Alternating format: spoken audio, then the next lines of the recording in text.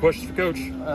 Before I start, there's a lot of things obviously going on in our nation. Today's 9/11, and I'd be remiss if we didn't remember those that lost during that day. I remember it vividly. Then here recently, we had a wonderful professor here lose her life, Julie Chanelli, and then yesterday, obviously, with Charlie Kirk's assassination, and he was a friend of mine. I got to know him well at Liberty, and irregardless of your view on everything, he for me, he modeled what he believed in better than anyone I've ever met. And boy, today it just made me, I shared with the kids and even text my daughters this morning, like, do I model for you that faith is the most important thing to me, family, and then this room? And he did that. He modeled what he believed in, and I hope and pray that my daughters, as imperfect as I am, they see that I've modeled, faith and family and protecting them and providing for them. And that's what I want these young men to get from everything that's going on is, man, find out what you really believe in, and then live in a way that models it. So lot of things that we can talk about today, I know, and we will, but I wanted to be sure and get that said. Questions? I wanted to ask about the white jerseys. Was that planned by y'all for a long time? I didn't even know that until yesterday, so I had nothing to do with that.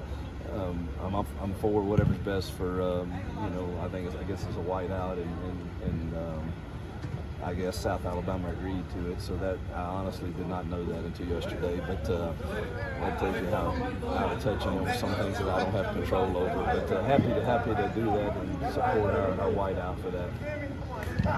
Has a final decision been made on Damari and whether he'll play Saturday? It'll be game time. He's gone through all the non-contact stuff. But I would expect how it would go would be, Jeremiah and Omar, and kind of see how things are going. We'll see how he feels in pregame, how the doctors feel about his strength and his shoulder and stuff, and go from there. I saw Champ out here earlier this week practicing. Is he what's the timeline looking for him coming back? He's honestly cleared to go. Okay. I don't know that means that's best. He practiced this week, but it's very tentative. You can tell, and I think it'll probably help once he gets his stitches and stuff out. I think he'll feel better, so that'll be he'll be dressed. I'm not sure exactly how many snaps he'll get. You talked about this a little bit Monday, but turnovers, you only have one this season. Big improvement over last year, but you had 6 fumbles, which leads to last in the country. How do you kind of balance that out with the team? Yeah, we just keep preaching ball security and working on it. I don't know another thing. We're fortunate to just have one at this point, and hopefully that continues and the ball bounces our way if we do put it on the ground. But hopefully it's not on the ground as much. Auburn's played a lot of in-state schools lately. South Alabama, this is the first time Auburn's played them. Just talk a little bit about playing these in-state schools and kind of what it means for the program. I think it's good for the state and it's good for football. As a coach, you get a little uptight because I've been on the other side coaching a G5 team, whether it's Liberty at Virginia Tech or some of those type games, and you get excited for those. And I know in South Alabama's a very quality football team for G5 that can scare the heck out of you, but I still think it's the right thing to do for our state and for the game of football. Is this the week when you got Oklahoma coming up next week where you have to be extra careful with your team to make sure they focus on South Alabama? Yeah, I wish I had the recipe to make sure, but all I know to do is prepare the way you do every single week, whether it's a SEC game or not, and we've done that. And then you have to lean on the maturity and leadership of your team. And we're definitely young at certain spots, particularly on defense, but you hope you have enough quality leadership over there like Kieran and Keldrick and even Sylvester and those guys that have played some snaps that they help with that. But it's certainly something that you do think about. But I don't know the recipe to that.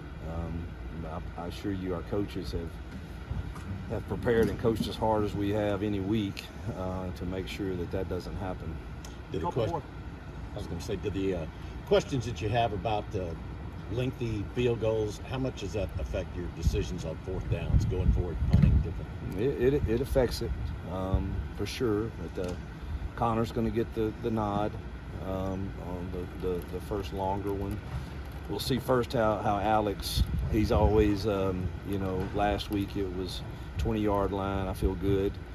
This week it's 25-yard line. I think after today.